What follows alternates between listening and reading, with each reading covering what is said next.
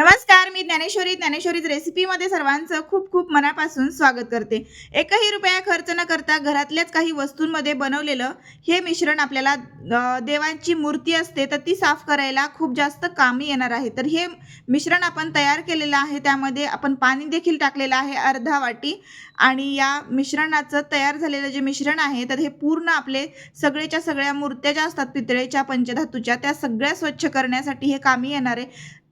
त्यासोबतच आपण चांदीच्या देखील मूर्ती याने साफ करू शकतो. त्यासोबतच आपण पितळेच्या आणि तांब्याच्या देखील वस्तूसुद्धा साफ करू शकतो. पंचपाळ असेल ते सुद्धा साफ करता येतं. अगदी हळदी-कुंकाचे डाग त्यावरती पडलेले असतील ते देखील अगदी इझिली निघतात.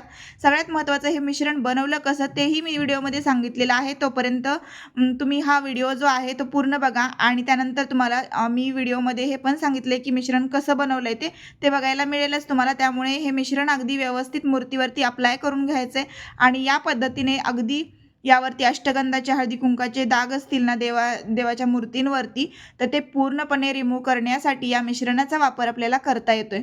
तर इथे बघू शकता अगदी ब्रशच्या साहाय्याने मी याला व्यवस्थित क्लीन करत आहे. तरी अगदी व्यवस्थित अशा मूर्त्या छान अशा क्लीन होत आहेत. नव्यासारखी चकाकी यावरती येते.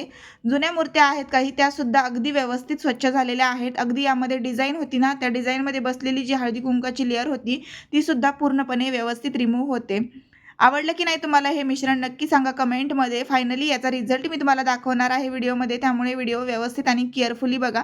तुम्हाला जर हा व्हिडिओ आवडला ना तर व्हिडिओ तुमच्या मित्रपरिवारासोबत शेअर करायला अजिबात विसरू नका. व्हिडिओला लाईक करायला देखील विसरू नका. कमेंटही करा. कुठून व्हिडिओ बघत आहात ते कमेंट बॉक्समध्ये नक्की कळवा.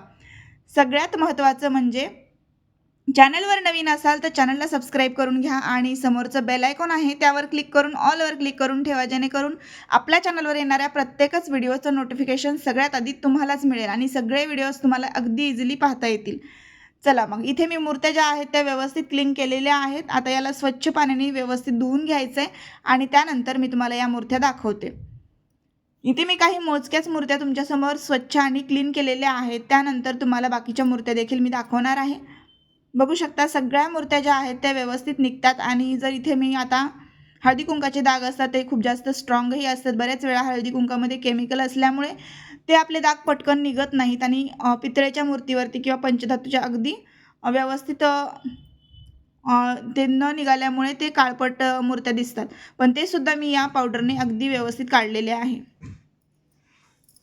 यासाठी मी बनवलेलं मिश्रण आहे ना ते खूप जास्त महत्त्वाचं आहे. बघू शकता चकाकी किती छान आलेली आहे. स्वामींची मूर्तीसुद्धा अगदीच नव्यासारखी लखलखीत झालेली आहे. अगदी स्वच्छ झाली आहे.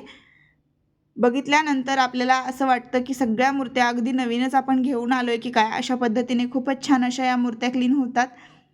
तर या पावडरचा इफेक्ट जो आहे ना कुठल्याही पितंबरीशिवाय किंवा होममेड कुठलीही साबण असेल लिक्विड असेल तर त्या गोष्टी यूज करण्यापेक्षा ही पावडरसुद्धा खूपच जास्त इफेक्टिव्ह आहे. तर ही पावडर जी आहे ती रेडीमेडच आहे. त्यामुळे तुम्हीसुद्धा ही पावडर वापरू शकता. मिश्रण कसं बनवायचं ते मी सांगते पुढे. फायनली रिझल्ट तुमच्यासमोर आहे. मूर्त्या अगदी स्वच्छ झालेल्या आहेत. कुठेही अजिबात काळपट लेअर राहिलेला नाही आहे. तर अगदी सोन्यासारख्या चकचकीत अशा या मूर्त्या दिसत आहेत. फक्त ₹1 खर्च करून आपण बनवलेलं हे मिश्रण आहे. ही पावडर एकदा आणली तर वर्षभर आपल्याला पुरते. 1 चमचाभर आपल्याला भैया पावडर घ्यायची आहे. ही क्लिनिंगची पावडर आहे. कुठल्याही किराणा मालाच्या दुकानात अगदी इझिली उपलब्ध आहे. त्यामुळे तुम्ही सुद्धा घेऊ शकता. यामध्ये पाणी टाकायचं आहे. अर्धा कप आणि मिश्रण तयार करायचं आहे. व्हिडिओ आवडला तर लाईक, शेअर आणि सबस्क्राईब करा.